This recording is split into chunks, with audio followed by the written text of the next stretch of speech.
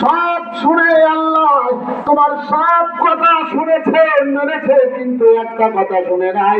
কোন কথা সেটা আমার কাছে বলো। হুজুর ডাক দিয়ে বলে, হুজুর এই সমাজের মধ্যে এই দেশের ভিতরে সবচাইতে বড় আলেম আহমদ ইবনে হাম্বল, আমি তার কাছে যাইতে পারি না, আমার কাছে সময় নাই। আমি আল্লাহর কাছে বলি, আল্লাহ তার সাথে আমাকে একটু দেখা করার ব্যবস্থা করে দাও।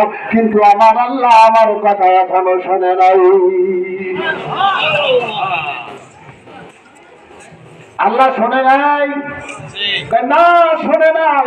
আল্লাহর কাছে একটাই দরখাস্ত করেছি, আল্লাহ যেন আহমদ ইবনে হাম্বলের সাথে আমার সাথে সাক্ষাৎ করায়। আল্লাহর কাছে বলছি, আল্লাহ শুনবে, কিন্তু এখনো পর্যন্ত শোনে নাই। আহমদ ইবনে হাম্বল ডাক দিয়ে বলে, যুবক তুমি আসলেই মুস্তাজাবুদ দাওয়াত। আহমদ ইবনে হাম্বলের কাছে তোমার আর যেতে হবে না, আর যাওয়া লাগবে না। আহমদ ইবনে হাম্বলকে আল্লাহ তোমার কাছে পাঠিয়ে দিয়েছে।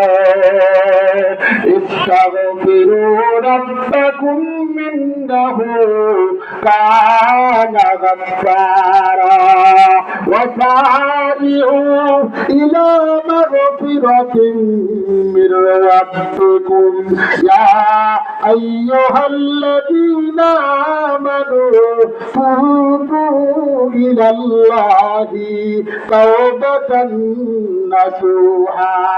अरे सादे गुम के पर्दा करके सो दाकुनम बाज सुरु पर्दा शवदिन रोजरा पर्दा कुनम जगाजी लगाने के दुनिया नहीं, यह बरात की जाए तमाशा नहीं, यह बरत की जाए तमाशा नहीं। वाखिर दावाना अल्हम्दुलिल्लाहि रब्बिल आलमीन। আলহামদুলিল্লাহ।